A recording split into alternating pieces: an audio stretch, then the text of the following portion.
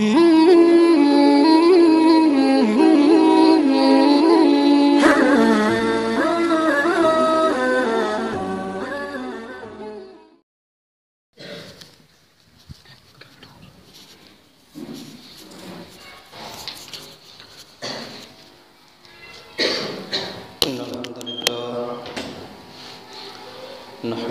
ونستعينه ونستغفره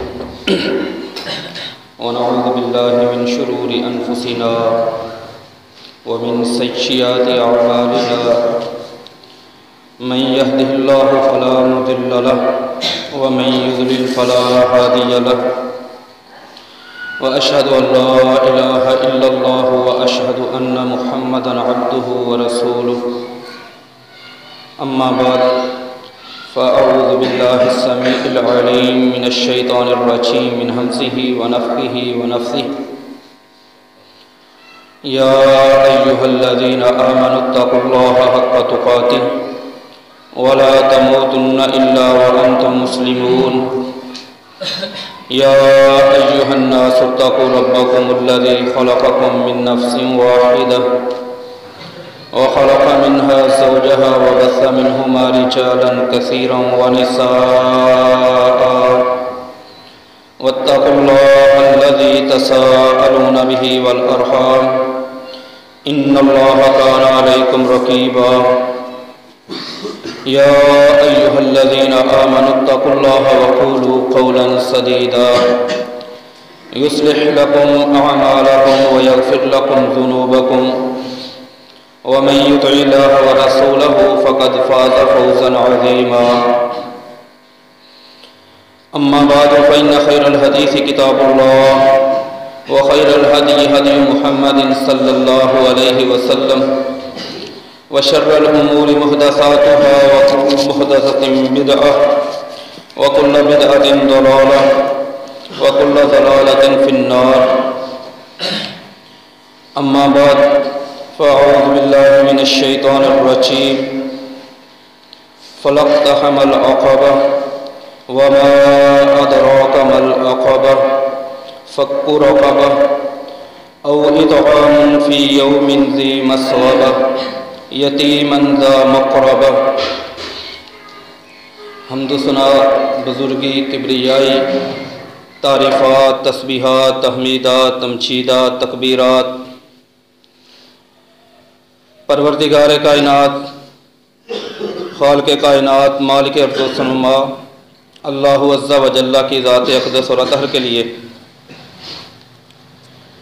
انگنت لا تعداد درود و سلام سید الاولین سید الآخرین امام الانبیاء سید الانبیاء اتقل اتقیاء ازکل ازکیاء اسفل اصفیاء محمد رسول اللہ صلی اللہ علیہ وآلہ وسلم کی ذات مبارکہ مطہرہ پر۔ محترم سامعین کرام، مسلمان دوسروں سے ہمدردی کرنے والا ہوتا ہے، مسلمان دوسروں کا احساس کرنے والا ہوتا ہے۔ اسی مسئلے کو آج کے اس خطبہ جمعہ میں ہم قرآن و سنت کی روشنی میں، سیرت رسول کی روشنی میں سمجھیں گے۔ بظاہر یہ بات بڑی معمولی اور بہت ہی چھوٹی محسوس ہوتی ہے اور لگتی ہے، جبکہ سچی بات یہ ہے یہ مسئلہ نہ تو معمولی ہے اور نہ ہی یہ مسئلہ کوئی چھوٹا مسئلہ ہے۔ سیدنا عبداللہ بن عمر رضی اللہ تعالی عنہما فرماتے ہیں، سلسلہ صحیحہ کی حدیث ہے 1494 نمبر، امام البانی رحمہ اللہ تعالی نے اس کو لکھا کہ ایک دفعہ اللہ کے نبی محمد صلی اللہ علیہ وآلہ وسلم سے سوال کر دیا کسی نے کہ آقا مجھے بتائیں ای الاعمال افضل، کہ ایک مسلمان جتنی بھی نیکیاں کرتا ہے، جتنے بھی عمل کرتا ہے، ان میں سے سب سے افضل نیکی کون سی ہے، سب سے افضل عمل کون سا ہے؟ رسول اللہ صلی اللہ علیہ وآلہ وسلم نے فرمایا سب سے افضل عمل یہ ہے ان تدخل علی اخیک المسلم سرورن کہ تو اپنے مسلمان بھائی کو کوئی نہ کوئی خوشی دے دے، یہ سب سے افضل عمل ہے۔ اور پھر اس خوشی کی وضاحت کی، ان تقضی حاجتہ، تو اس کی کوئی ضرورت پوری کر دے، یا دینہ، تو اس کا قرض ادا کر دے، یا اس طرح کا کوئی اور اسے ہمدردی اپنی دے کے اس کو خوش کر دے، یہ سب سے افضل عمل ہے۔ نبی اکرم صلی اللہ علیہ وآلہ وسلم ان سے کیے جانے والے سوال، ان کے جوابات سائل کے اعتبار سے ہوتے تھے۔ کسی حدیث میں کسی کو افضل عمل کہا گیا، دوسری حدیث میں دوسری چیز کو افضل عمل کہہ دیا گیا، لیکن یہاں پر جذبہ ہمدردی کو، احساس کو، دوسروں کے لیے اپنے دل میں تڑپ رکھنا، اس کو سب سے افضل عمل کہا گیا۔ اور یہ مسئلہ، اس کی سنگینی ہمارے سامنے تب آتی ہے کہ یہ کتنا سنجیدہ مسئلہ ہے، اور ہم اس معاملے میں چھوٹے ہیں یا بڑے، ہمارا معاشرہ، مسلمانوں کا معاشرہ، اس معاملے میں ہم کتنے پیچھے ہیں۔ قیامت کا دن اللہ کے پاک پیغمبر محمد رسول اللہ صلی اللہ علیہ وآلہ وسلم فرماتے ہیں، صحیح مسلم میں 2569 نمبر حدیث ہے، اللہ ایک بندے کو کھڑا کریں گے اور اس بندے کو یہ پوچھیں گے، مریض تو فلم تعودنی، کہ میرے بندے میں بیمار ہوا تھا تو میری تیمارداری کے لیے نہیں آیا۔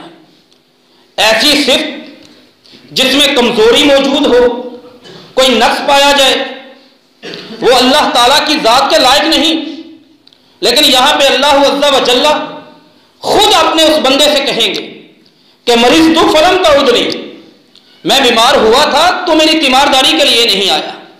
بندہ کانپ جائے گا، لرز جائے گا، حیران اور پریشان ہو کے کہے گا، کیف اعوذک وانت رب العالمین، اے میرے رب، یہ کیسے ہو سکتا ہے؟ تو جہانوں کا رب ہے، تیری تیمارداری، یہ کیسے ممکن ہے؟ اللہ بتائیں گے، ان فلانا، وہ فلاں آدمی، وہ فلاں میرا بندہ، ماریدہ، وہ بیمار ہوا تھا، لیکن فلم تعودہ، تو نے اس کی تیمارداری نہیں کی، اور اگر تو اس کی تیمارداری کرتا، وجدت ذلک عندی، اس کی تیمارداری کا اجر، ثواب، جزا، بدلہ، میری رضا تجھے آج میرے پاس مل جاتی، وجدت ذلک عندی۔ اب یہ مسئلہ کس چیز کے اوپر اس کی بیس اور بنیاد ہے، اس کی اساس کس چیز کے اوپر ہے؟ انسان کب کس کی تیمارداری کرتا ہے؟ اپنے مسلمان بھائی کی، جب اس سینے میں اس کے لیے ہمدردی ہو، جب اس سینے میں کسی کا احساس ہو۔ میری حالت تو یہ ہے، ان صفوں میں کھڑے ہو کر جو میرے قدم سے قدم، کندھے سے کندھا ملا کے نماز پڑھتا ہے، وہ مجھے 10 دن بھی مسجد میں نظر نہ آئے، میں اس کے حوالے سے پریشان نہیں ہوتا۔ مجھے پتہ چل بھی جائے وہ بیمار ہے، میرے سینے میں ہمدردی نہیں، میرے دل میں ہمدردی نہیں، میرے قریبی رشتہ دار بیمار ہو جائیں، میرے پاس ان کے لیے ہمدردی میرے دل میں نہیں ہے۔ یہ ساری چیزیں ان کی بنیاد ہمدردی کے اوپر، دوسرے کو کھڑا کریں گے۔ تو بتا، استطعمتک فلم تطعمنی، تو اس سے کھانا مانگا تھا، میں نے تو اس سے کھانا مانگا تھا۔ یہ رب العزت اللہ عز و جل، خالق و مالک، جبار، قہار، قدوس، سلام، غفور الرحیم، رب، یہ اس کے لفظ ہیں۔ وہ بندے سے کہیں گے کہ استطعمتک فلم تطعمنی، تو اسے کھانا مانگا تھا لیکن تو نے مجھے کھانا نہیں کھلایا۔ یہاں پر بھی بندہ حیران، پریشان اور کانپ کے بولے گا، یا اللہ یہ کیسے ہو سکتا ہے؟ کیف اطعمک وانت رب العالمین، تو جہانوں کو پالنے والا، تو مخلوق کو کھلانے والا، تو کیسے کھانا مانگ سکتا ہے؟ اللہ بتائیں گے، استطعمک، تو اس سے فلاں میرے بندے نے کھانا مانگا تھا، لیکن تم نے فلا تطعمہ، اس کو کھانا نہیں کھلایا، اور اگر کھلا دیتے آج اس کا اجر، ثواب، بدلہ تمہیں میرے پاس سے ملتا۔ پھر تیسرا سوال ایک اور بندے سے کیا جائے گا کہ استسقیتک فلم تسقینی، تو اسے پینے کے لیے پانی طلب کیا تھا، تو نے مجھے پانی نہیں پلایا۔ یہ ساری چیزیں آج میرے اور آپ کے معاشرے میں، میرے اور آپ کی گلی میں، میری اور آپ کی ذات میں موجود ہیں۔ ہمدردی نہیں ہے آپ لوگوں کے لیے، انسانیت کے لیے، مسلمانوں کے لیے، اپنوں کے لیے، بیگانوں کے لیے، رشتہ داروں کے لیے، دوستوں کے لیے اور اپنے عزیزوں کے لیے، پڑوسیوں کے لیے. اور یہ بہت بڑا مسئلہ ہے ہمارا، بہت بڑا مسئلہ. عبداللہ بن عمر رضی اللہ تعالی عنہما، ان کے گھر میں ایک دفعہ بکری آ گئی. اس بکری کو ذبح کر لیا. امام بخاری نے الادب المفرد میں 128 نمبر پر اس کو روایت کیا ہے. سنن ابی داؤد میں، جامع ترمذی میں بھی یہ حدیث صحیح سند سے. اب بکری غلام کو لگا دیا کہ تو بکری کو تیار کر. بکری ذبح ہوئی، خال کرنا شروع ہو گئی. ابھی غلام اس جگہ میں پہنچا ہے، ابھی دیر ہے، وقت لگے گا بکری کا گوشت تیار ہونے میں. لیکن سیدنا عبداللہ بن عمر رضی اللہ تعالی عنہما اپنے اس غلام کو نصیحت کرتے ہیں کہ بکری تیار ہونے کے بعد سب سے پہلے تو نے میرا پڑوسی جو یہودی ہے اس کو تو نے گوشت بھیجنا ہے. میرے لیے، میرے گھر میں، میرے گھر کے چولہے پر میرے کھانے کے لیے جو گوشت پکے گا وہ بعد میں، پہلے میرے پڑوسی کے گھر میں گوشت بھیجنا ہے. اتنی بات کرنے کے بعد باہر چلے گئے. تھوڑی دیر بعد واپس پلٹتے ہیں، پھر آئے غلام اسی جگہ پر، ابھی بکری کی تیاری میں، گوشت کی تیاری میں مصروف ہے. کہا میں نے تجھے کہا تھا میرے پڑوسی کے گھر سب سے پہلے گوشت بھیجنا ہے. تیسری مرتبہ پھر آئے، آ کے وہی سوال، اہدیتم لی جاری، میرے پڑوسی کو گوشت دے دیا ہے کہ نہیں؟ کہا مالک بکری تیار، گوشت تیار ہوگا تو بھیجیں گے. کہا میں اس لیے، مجھے اپنے پڑوسی کا احساس ہے، اس لیے کہ میرے رسول، میرے امام، میرے نبی اور میرے آقا، میرے استاد، معلم، مزکی، مربی محمد رسول اللہ صلی اللہ علیہ وآلہ وسلم، انہوں نے مجھے یہ مسئلہ سمجھایا تھا اور ان کو یہ مسئلہ جبریل امین نے سمجھایا تھا. اور جب جبریل امین انہیں یہ مسئلہ بتا رہے تھے کہ پڑوسی کا حق کیا ہے، اس کے لیے ہمدردی ہمارے سینے میں کتنی ہونی چاہیے. فما زال یکررھا، اتنی تاکید کر رہے تھے، اتنی بار دہرا رہے تھے، ہمیں ایسا لگ رہا تھا کہ جیسے ہماری وراثت میں بھی پڑوسی کا حق نکل آئے گا.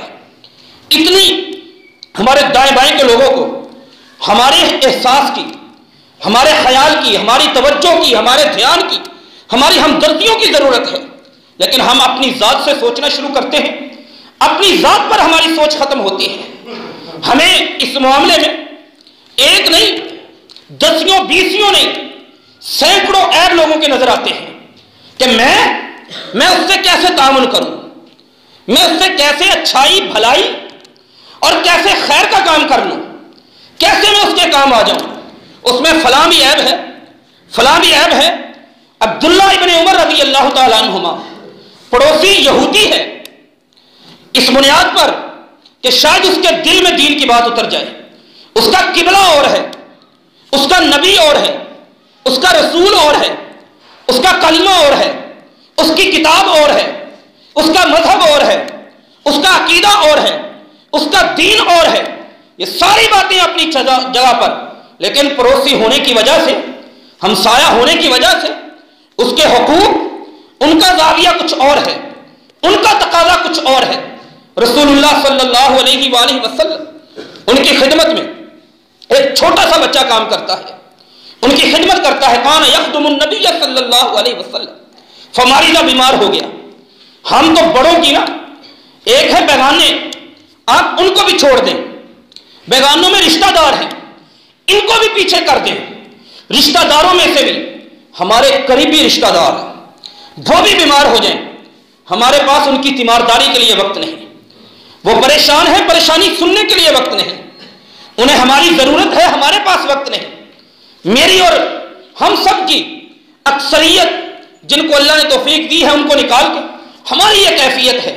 رسول اللہ صلی اللہ علیہ وآلہ وسلم سب سے زیادہ مصروفیت رکھنے والے، اللہ کے دین کی تبلیغ کرنے والے، اللہ کا دین سکھانے والے، رب کا دین پڑھانے والے. مصروفیت بے حد ہے، مشغولیت بے پناہ ہے، یہ ساری چیزیں اس کے ساتھ موجود ہیں. لیکن پتہ چلا کہ یہودی کا بچہ بیمار ہے، اپنے گھر سے نکلے، جا کے اس کے دروازے پہ دستک دی.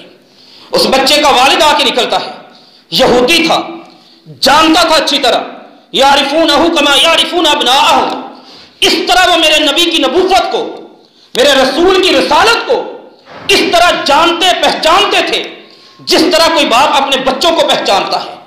اپنے بچوں کی معرفت رکھتا ہے، اس انداز سے وہ سمجھتے تھے۔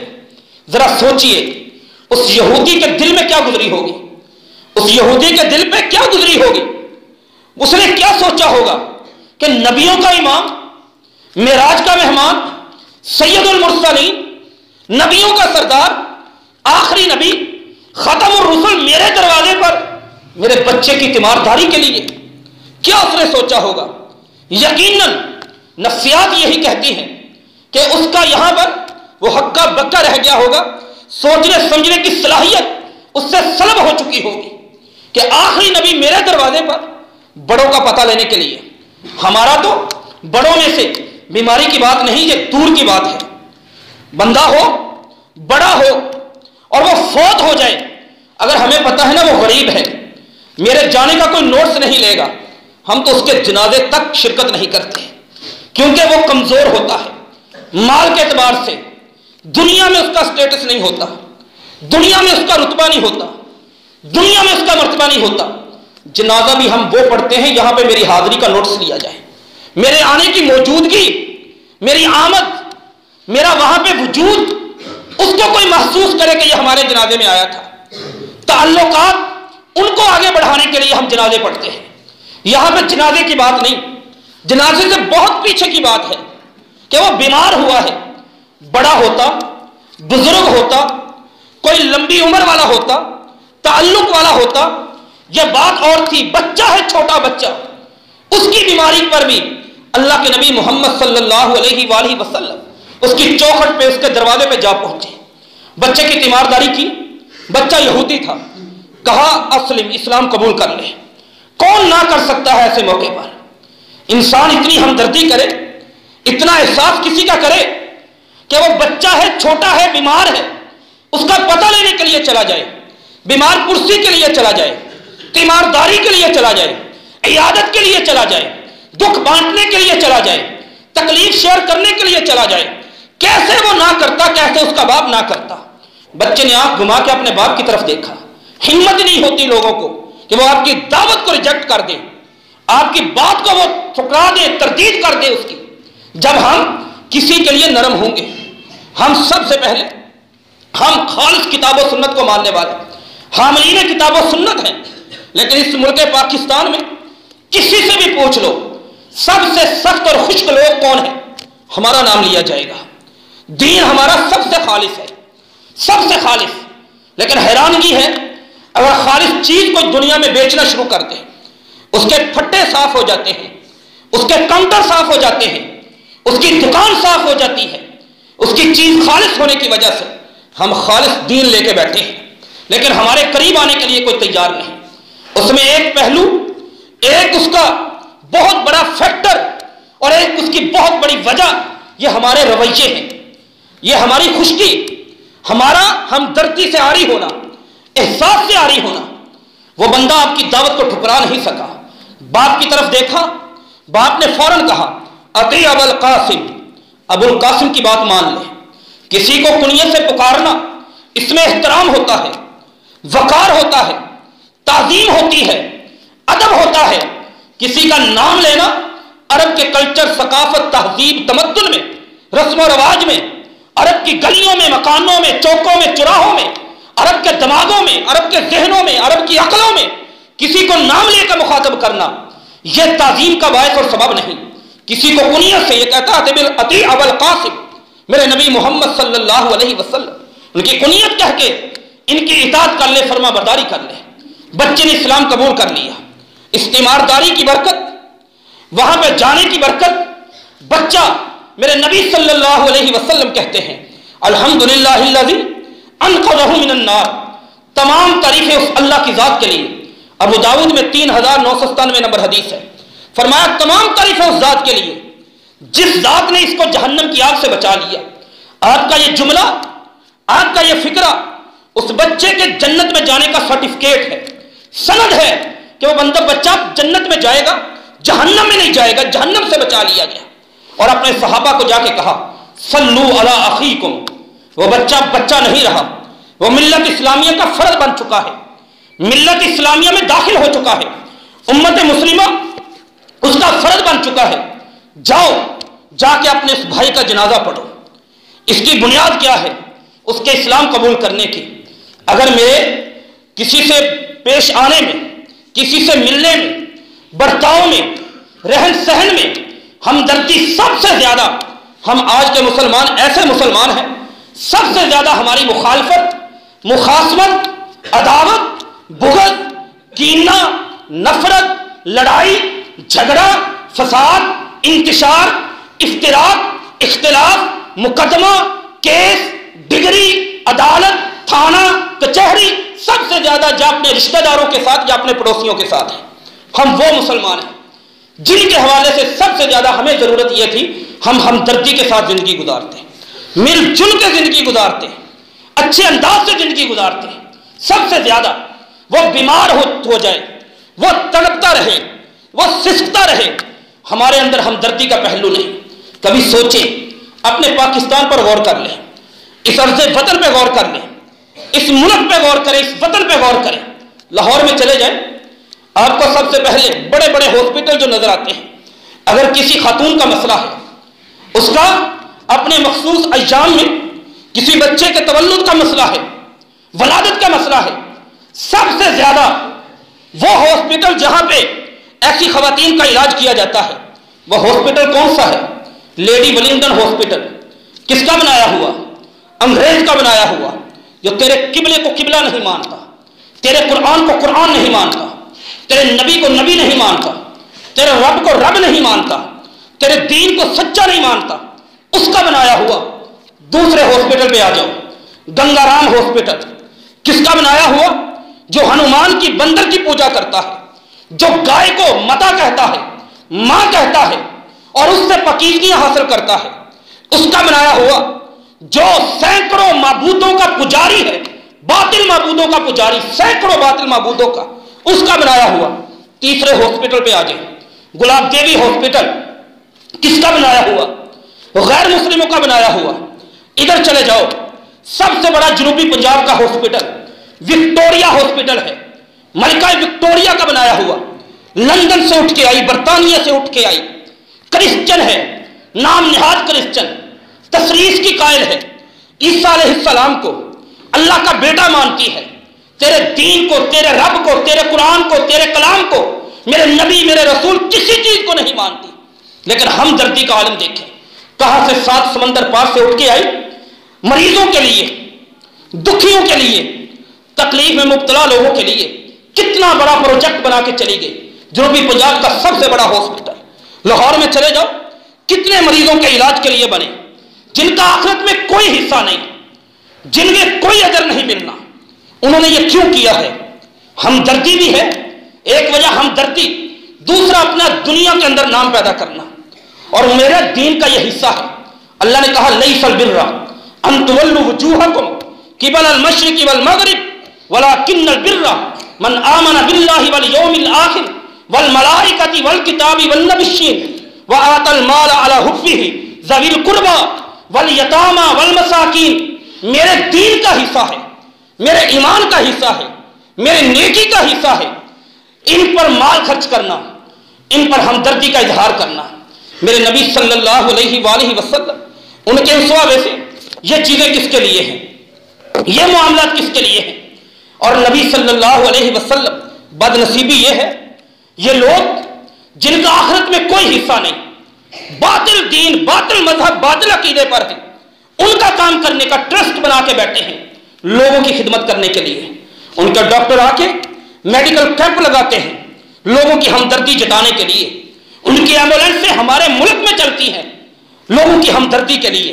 اور مسلمان جس کا دین سراسر ہمدردی ہے، جذبہ ہمدردی کی اساس اور بنیاد پر کھڑا ہے، ہم اس معاملے میں بالکل غافل ہیں۔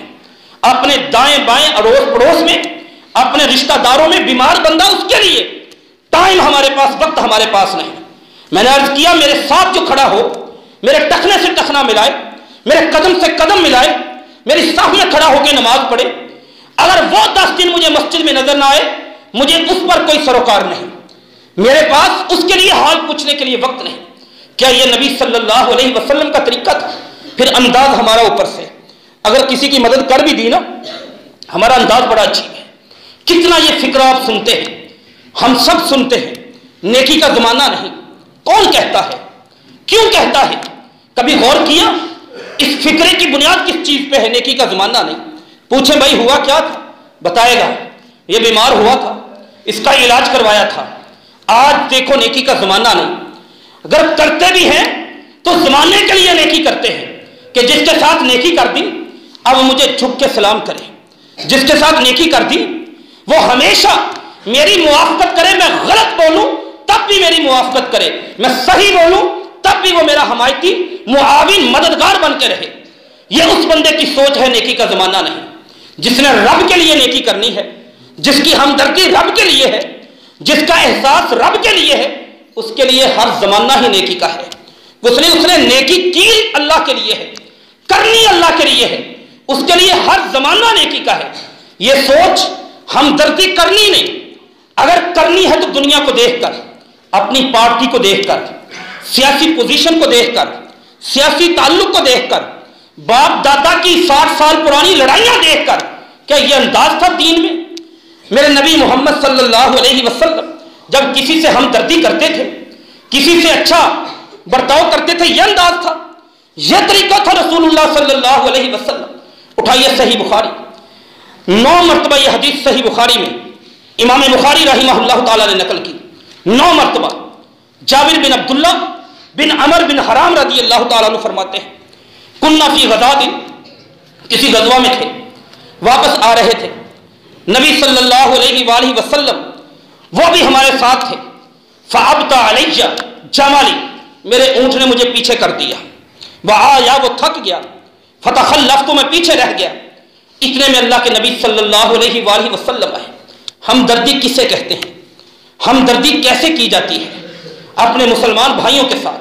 اس میرے نبی صلی اللہ علیہ وسلم کی سنت کو، میرے نبی کی حدیث کو، یہ حدیث اہل حدیثوں کے لیے، یہ سنت سنیوں کے لیے، ہر ایک کے لیے، ہم اپنے نبی کے اس طریقہ میں صرف دین اسلام کو لڑنے کا دین، جھگڑنے کا دین، فتنوں کا دین، شرک و کفر کا دین آپس میں شروع ہو جائیں، ان چیزوں پر نہ کوئی سمجھنے کے لیے ہم میں سے تیار، نہ کوئی عمل پیرا ہونے کے لیے۔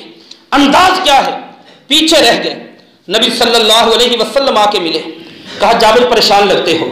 کہا ہاں اللہ کے نبی صلی اللہ علیہ وسلم، یہ میرا جو اونٹ ہے نا اس نے مجھے بہت پریشان کیا ہے، قد ابطا علیہ، اس نے مجھے پیچھے کر دیا ہے، آیا یہ تھک چکا ہے۔ اور کہنے لگے فتخلفت، میں پیچھے رہ گیا ہوں۔ فضربہ بصوت ضربۃ، نبی صلی اللہ علیہ وسلم کے پاس کوڑا تھا، ایک روایت میں لفظ فخانس بعیری، آپ کے پاس وہ نیزے کی 2 طرف، ایک طرف ہے لوگوں سے لڑائی کرنے کے لیے، دوسری طرف چھوٹا سا لوہا لگا ہوتا ہے، زمین پہ ٹیکتے ہوئے چلتے ہیں۔ فرمایا اس نیزے کے ساتھ یا کوڑے کے ساتھ میرے اونٹ کو تھوڑا سا مارا، اونٹ نے دوڑنا شروع کر دیا، ایسا چلا وہ اونٹ لا یقاد یسیر، جسے دیکھ کر لگتا نہیں تھا کہ یہ چل سکتا ہے، اس اونٹ نے فقان اجود، وہ اونٹ کسی تیز ترین بہترین گھوڑے کی طرح دوڑنا شروع ہو گیا۔ اور کہتے ہیں اپنے سے حدیث سننے والے کو، ما انت رائن، تو کبھی نہیں دیکھے گا کہ کسی اونٹ کو اتنا دوڑتے ہوئے جتنا میرا اونٹ دوڑا ہے۔ ہمدردی، ایک بندے کو پیچھے دیکھا، اپنے غزوہ میں، اپنے لشکر میں، اپنی فورس میں، اپنی فوج میں، اپنے سپاہیوں میں، اپنے صحابہ میں، اس سے جا کر ہمدردی کی ہے۔ اور نبی صلی اللہ علیہ وسلم کچھ وقفے کے بعد دوبارہ ملاقات ہوئی، دیکھا کہ جابر بن عبداللہ کا اونٹ بڑی تیزی سے جا رہا ہے۔ کہا جابر ایک کام کرو، اس اونٹ کو بعنی ہی، اسے مجھے بیچ دو۔ اب جابر کہتے ہیں رضی اللہ تعالی عنہ، مجھے بڑی شرم آئی، مجھے بڑی حیا آئی کہ یہ اونٹ، اس کو اب میں نہ کروں، اس اونٹ کی رفتار، سپیڈ، اس کی طاقت، قوت، وہ میرے نبی محمد صلی اللہ علیہ وسلم کی برکت کی وجہ سے، اب کس طرح میں ان کو نہ کروں؟ میں نے کہا اللہ کے نبی صلی اللہ علیہ وسلم، میرے پاس تو صرف یہ ایک ہی اونٹ ہے، گھر کے کام کاج کے لیے، جمیع امور کے لیے، کیا کروں؟ فرمایا تو بیچ دے۔ نبی صلی اللہ علیہ وسلم کی بات سن کر میں نے رضامندی کا اظہار کر دیا، لیکن میں نے یہ بات کہی کہ یہ ہے ہی آپ کا، آپ بیچنے کی بات کرتے ہیں، مجھے قیمت دینے کی بات کرتے ہیں، یہ تو ہے ہی آپ کا۔ فرمایا نہیں، ایسے نہیں لوں گا۔ اخذتہ باربع دنانیر، 4 دینار اس کی قیمت دوں گا۔ اور 4 دینار پہ، ولاکا ظہرہ الی المدینہ، اور آپ اس پر مدینہ تک جا سکتے ہیں۔ بے ہو گئی، سودا ڈن ہو گیا، تجارت ہو گئی، لین دین طے ہو گیا، سب کچھ، قیمت بھی وہاں پہ دینی ہے، سواری بھی جابر بن عبداللہ وہاں تک کریں گے۔ کہتے ہیں سفر کرتے کرتے ہم نبی صلی اللہ علیہ وآلہ وسلم مدینہ کے قریب سرار مقام پہ رکے۔ اگر کوئی بندہ پریشان ہے، ہمارے چھوٹے سے چند جملے، چھوٹے سے لفظ ہمدردی کے اگر ہم اسے بول دیں اور اسے خوشی آ جائے، تو وہ حدیث رسول اللہ صلی اللہ علیہ وسلم کی یہ شروع میں ہم نے سنی۔ کسی صحابی نے سوال کیا، عبداللہ بن عمر کہتے ہیں کہ ایک بات تو بتائیے، سلسلہ الصحیحہ میں 1494 نمبر، افضل ای الاعمال افضل، سب سے افضل عمل کیا ہے؟ فرمایا تیرا کسی مسلمان بھائی کو خوش کر دینا۔ چند جملے اس کو کتنا خوش کر دیتے ہیں، اس کا پریکٹیکل، اس کی عملی شکل پاک پیغمبر محمد رسول اللہ صلی اللہ علیہ وآلہ وسلم کی زندگی میں دیکھیے۔ جابر بن عبداللہ پریشان ہے رضی اللہ تعالی عنہ، پھر ان کے پاس گئے اور ان سے ان کی ذاتی دلچسپی پر گفتگو شروع کر دی۔ ذاتی دلچسپی پر ان سے پوچھا کہ خیریت تو ہے، پریشان کیوں ہو؟ کہنے لگے انی کنت حدیث عہد بعرس، میری شادی نئی نئی ہوئی ہے اور اس لیے میں ذرا جلدی گھر جانا چاہتا ہوں۔ کہا ایک بات بتاؤ، شادی کس سے ہوئی ہے؟ بکرن ام سیشبن، ان کی بیوی کے بارے میں پوچھ لیا۔ اب یہ سوال پاک پیغمبر کیوں کر رہے ہیں کہ اس کی دلچسپی والی بات پر میں گفتگو کروں، اس کا دکھ چلا جائے، اس کا غم چلا جائے، رنج چلا جائے، علم چلا جائے، پریشانی چلی جائے۔ میرے سامنے کوئی بندہ آ جائے پریشان، میں اس کی پریشانی کو 2 گنا 4 گنا 6 گنا کر کے کیسے کیسے فکرے ہوتے ہیں میرے، طنز میں ڈوبے ہوئے مسلمان ہے، اسلام دین ایمان میں وہ میرا بھائی ہے، میری ملت کا فرد ہے، میری امت کا فرد ہے، کیا مجھے یہ زیب دیتا ہے، میرے لائق ہے، مجھے ڈیزرو کرتا ہے، میرے لیے یہ مستحسن ہے؟ اس انداز سے بات کرنا، یہ سوال کیوں کیا؟ اس کی پرسنل زندگی ہے، اس کی ذاتی زندگی ہے، نجی زندگی ہے، نہیں حق پہنچتا کسی دوسرے بندے کو کوئی سوال کرے۔ لیکن میرے نبی صلی اللہ علیہ وسلم جانتے تھے خوشی ہوگی اسے، پریشانی اس کی ختم ہو جائے گی۔ کس سے شادی کی ہے؟ اس نے بتایا کہ ایک شادی شدہ عورت تھی، اس کا خامد فوت ہو چکا تھا یا طلاق یافتہ، اس سے کر لی۔ نبی صلی اللہ علیہ وآلہ وسلم نے پوچھا یہ تو نے کیوں کیا؟ تیری عمر چھوٹی ہے، ایسا کیوں کیا؟ اس نے اپنے گھر کا مسئلہ کہ میرے والد فوت ہو چکے ہیں، شہید ہو گئے غزوہ احد میں، وَلَهُ 9 بنات، 9 بیٹیاں ہیں ان کی، اور ان پر قرض بھی ہے۔ نبی اکرم صلی اللہ علیہ وآلہ وسلم اس بات کو پہلے بھی جانتے تھے کہ اس کی 9 بہنیں ہیں، اکیلا بھائی ہے ان کو کمانے والا، ان کے لیے کمانے والا، ان کو کھلانے والا، ان پہ خرچ کرنے والا، یہ بات جانتے پہچانتے ہیں اچھی طرح۔ اور اس کے بعد نبی صلی اللہ علیہ وسلم کے سامنے انہوں نے عذر رکھے، اس لیے اس سے شادی کی ہے۔ تقوم علیہن، یہ میری بہنوں کی نگرانی کر سکے، یہ میری بہنوں کی ضروریات پوری کر سکے، تؤدبہن، ان کو ادب سکھائے، تعلمہن، ان کو علم سے سکھائے۔ وہ ساری باتیں ہوئی، ان کی پریشانی کم ہو گئی، قرض کی پریشانی ہے، بہنوں کے حوالے سے پریشان ہے۔ مدینہ میں پہنچے، جابر بن عبداللہ رضی اللہ تعالیٰ عنہ کو گھر بھیج دیا۔ اگلی صبح جب جابر بن عبداللہ رضی اللہ تعالیٰ عنہ آئے، نبی صلی اللہ علیہ وآلہ وسلم انہیں کہتے ہیں آپ مسجد میں جاؤ، ادخل، مسجد میں داخل ہو جاؤ۔ جابر بن عبداللہ کہتے ہیں وَهُوَ عِنْدَ بَابِ الْمَسْجِدِ، یہ مسجد نبوی کے دروازے پہ کھڑے ہیں۔ مسجد میں گیا، مجھے کہا فَصَلِّ رَكْعَتَيْن، 2 رکعتیں ادا کرو۔ 2 رکعتیں پڑھ کے باہر نکلا، کہا جابر، بلال رضی اللہ تعالیٰ عنہ کو بلایا۔ جابر رضی اللہ تعالیٰ عنہ کہتے ہیں میرے اونٹ کو انہوں نے پکڑ لیا، فَجَعَلَ يُطِيفُ، میرے اونٹ کو لے کر گھمانا شروع کر دیا۔ کہنے لگے جابر تیرا اونٹ بڑا کمال کا ہے۔ کہتا میں کچھ پریشان تھا کہ میرا اونٹ، ایک ہی میرا اونٹ تھا، وہ بھی لے چکے ہیں، اونٹ کمال کا ہے۔ اتنی باتیں کرنے کے بعد نبی صلی اللہ علیہ وسلم نے اونٹ کی قیمت 4 دینار طے ہوئے تھے، لیکن اسے 4 دینار اور 1 قرات، آج کے دور میں 70,000 روپے کے قریب رقم بنتی ہے، اسے 70,000 روپے بھی دیا اور اونٹ بھی اس کا واپس کر دیا، یہ لے کے چلے جاؤ۔ کیا انداز ہے کسی سے ہمدردی کرنے کا، اس کی خودداری اس پر ٹھیس نہ آئے، اس کا اعتماد خراب نہ ہو، وہ لیتے ہوئے شرمندگی یا ندامت محسوس نہ کرے کہ میں یہ کیسے کسی سے مدد قبول کر لوں۔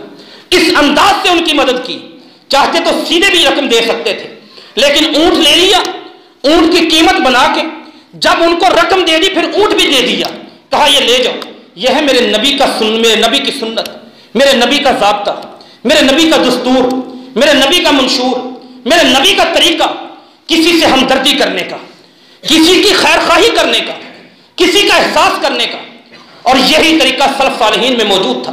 امام ذہبی نے سیر اعلام النبلاء میں جلد نمبر 8 صفحہ نمبر 387 پہ، اور امام خطیب بغدادی نے اپنی کتاب تاریخ بغداد میں اس واقعے کو صحیح سند سے نقل کیا۔ عبداللہ بن مبارک رحمہ اللہ تعالی اکثر کان کثیر الاختلاف من بغداد الی ترسوس، بغداد سے ترسوس جایا کرتے تھے، راستے میں ایک جگہ پہ رکتے اور وہاں پہ لوگوں کو حدیثیں بیان کیا کرتے۔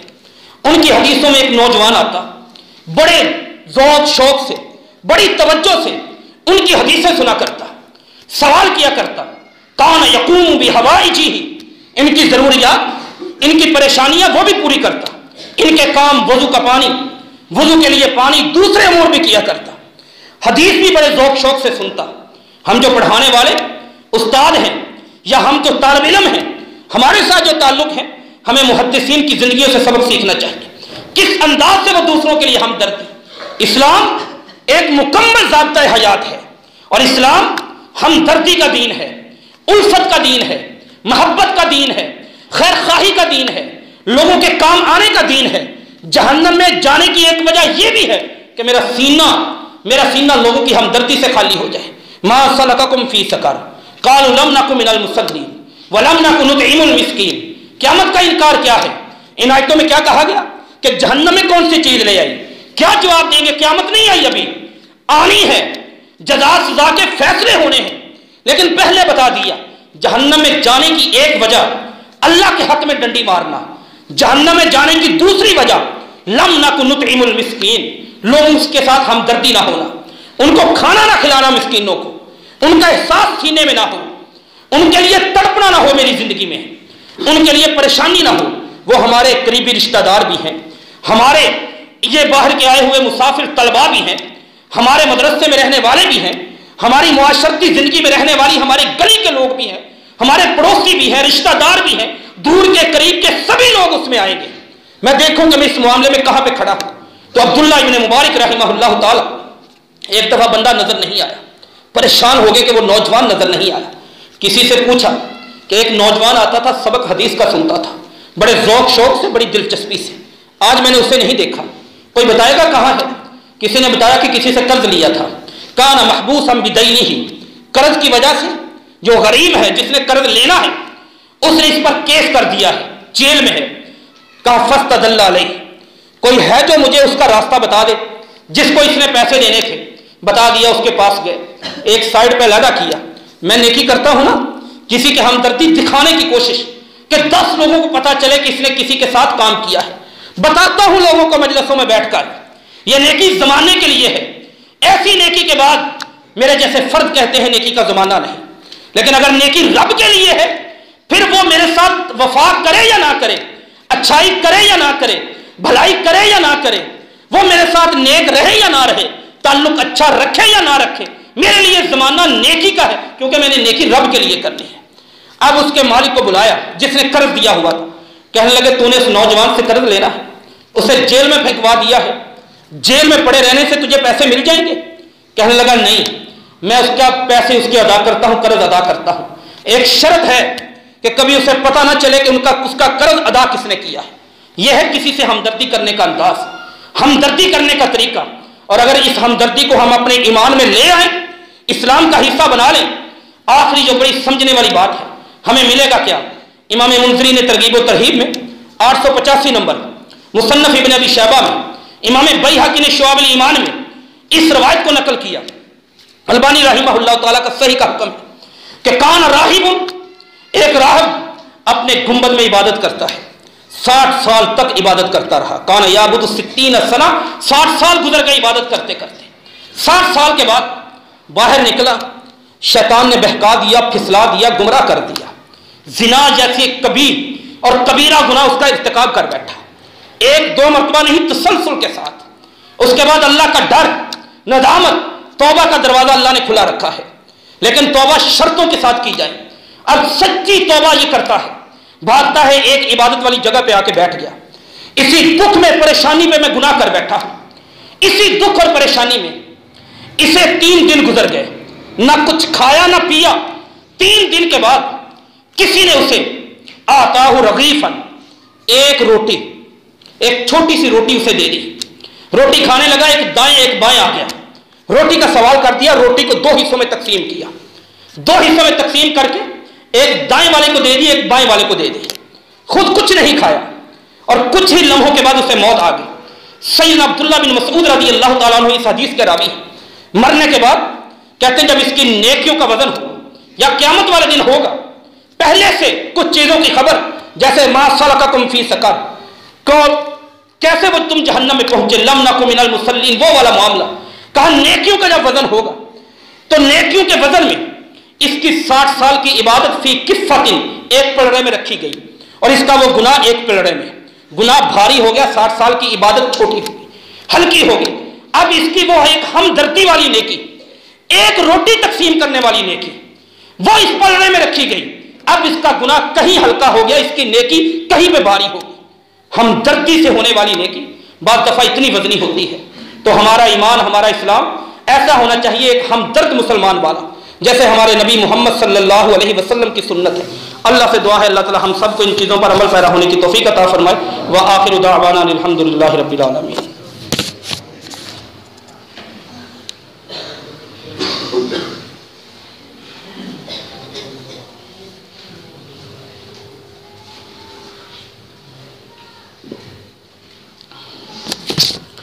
ان الحمد للہ نحمده ونستعینه